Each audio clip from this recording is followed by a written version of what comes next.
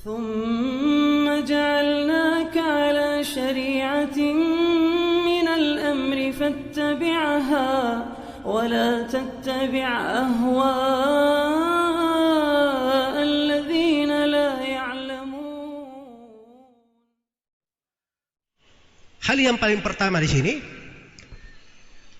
yang ingin saya terangkan dari jalan yang mengantar kepada surga adalah tentang mempelajari ilmu syariat. Ini pintunya, dasarnya. Nabi SAW menegaskan tentang hal ini. Di dalam hadits Abu Hurairah yang diriwayatkan oleh Imam Muslim, Rasulullah SAW bersabda, "Wa man salaka tariqan yaltamisu fihi ilman, sahhalallahu lahu bihi tariqan ilal jannah." Barang siapa yang menempuh sebuah jalan yang dia mencari ilmu di dalamnya, maka Allah akan memudahkan jalan dia menuju kepada surga. Sudah diberi ketentuan. Siapa yang menempuh sebuah jalan, dia mencari ilmu di dalamnya, maka Allah akan mudahkan jalannya kemana? Jalannya ke surga. Ini pintu yang mengantar ke surga. Hal yang pasti. Karena itu di kelanjutan hadits Rasulullah SAW menerangkan sebagian jalan itu. Kata beliau, "Wa majtama'a qaumun fi baitin min buyutillah yatluna kitaballahi wa yatadarasunahu fima bainahum illa nazalat alaihimus sakinah wa ghasyiyatuhumur rahmah wa haffathumul malaikah wa dzakarahumullahu fiman 'inda." Tidak ada satu kaum pun yang duduk di rumah dari rumah-rumah Allah. Apa itu rumah Allah? Ini rumah Allah ini. Masjid dari masjid-masjid Allah. Dia duduk di sebuah rumah dari rumah-rumah Allah. Mereka membaca kitab Allah, saling mempelajarinya antara mereka. Tidaklah mereka duduk di kondisi seperti itu kecuali akan turun kepada mereka as-sakinah, ketenangan.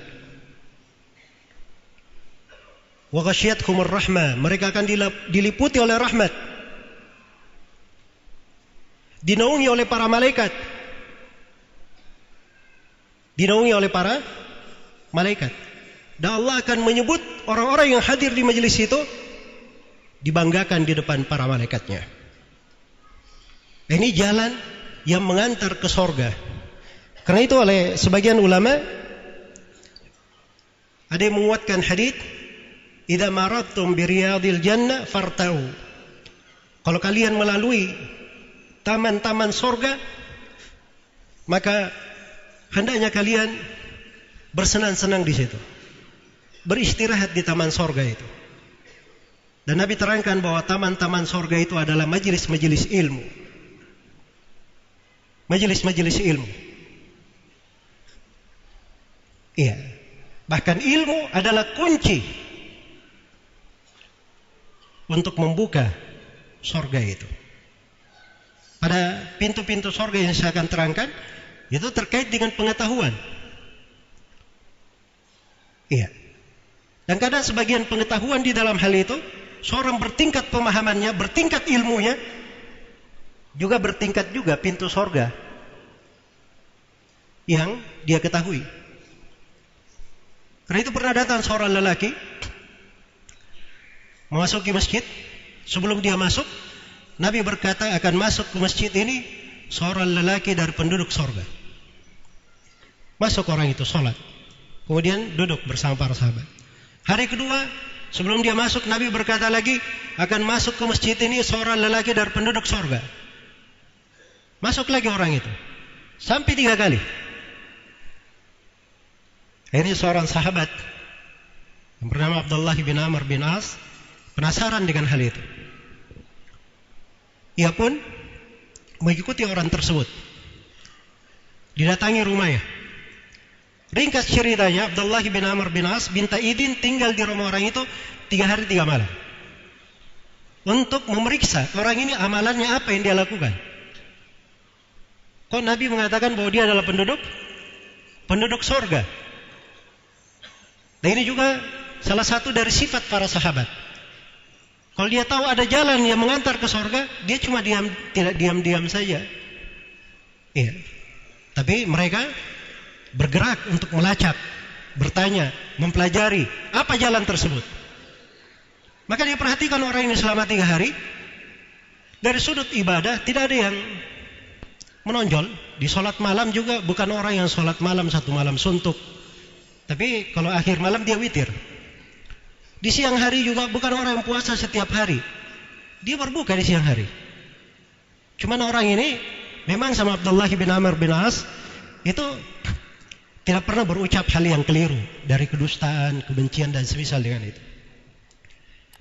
Maka setelah itu Abdullah bin Amr bin As bertanya, sebenarnya saya tinggal di sini 3 hari karena saya mendengar Nabi berucap begini tentang kamu.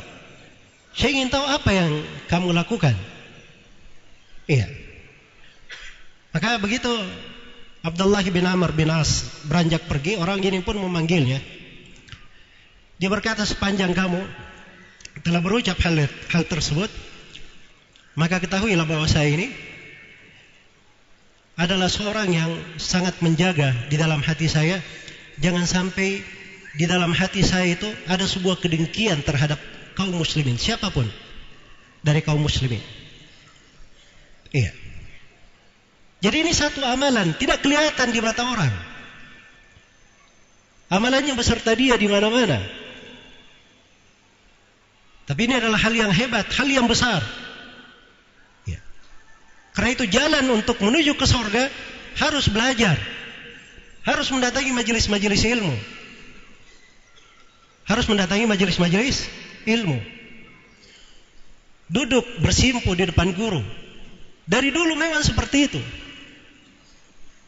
Jibril saja ketika mengajari Nabi Muhammad, Jibril itu datang berwujud manusia. Dia sandarkan lututnya ke lutut Nabi, bersimpu di depan Nabi. Itu diberi contoh kepada umat bagaimana mengambil ilmu. Bagaimana mempelajari ilmu supaya ilmu itu berberkah pada seseorang. Nah, ini harus dijadikan ketaatan. Karena orang yang belajar itu, dia duduk saja, hadir di majelis ilmu, tidur dari awal sampai akhir, dia sudah beribadah, tidak akan merugi. Tapi jangan ada yang tidur ya. Jadi dia cuma duduk dari awal sampai akhir, itu tidak merugi. Bahkan ada orang yang datang ke majelis ilmu, dia di situ cuma duduk saja, menemani kawannya. Maka Nabi berkata tentang keutamaan ilmu, datang seorang sahabat berkata, ya Rasulullah, orang itu dia hadir di sini bukan untuk ke majelis engkau, tapi ada kawannya di situ, maka dia ikut duduk juga. Apa kata Nabi? Ulaika qaumun la yashqa bihim jalisuhum. Mereka itu para penuntut ilmu, satu kaum teman duduknya tidak pernah merugi. Teman duduknya saya tidak pernah merugi, apalagi dia. Iya. Maka orang yang sudah terlibat di dalam kegiatan mempelajari ilmu agama, itu tidak ada kerugiannya sama sekali. Karena itu kalau dicatat dari ibadah-ibadah, tidak ada ibadah yang lebih agung, lebih luas cakupan kebaikannya, lebih cepat mengantar ke surga dari pintu ilmu. Karena itu kata Imam Az-Zuhri rahimahullah, ma ubidallahu bi syai'in bimislil ilm. Allah itu tidak pernah diibadahi dengan sesuatu yang lebih baik melebihi ilmu. Karena seorang itu dengan mempelajari ilmu, di kondisi apapun dia bisa dapat pahala, bisa dapat kebaikan.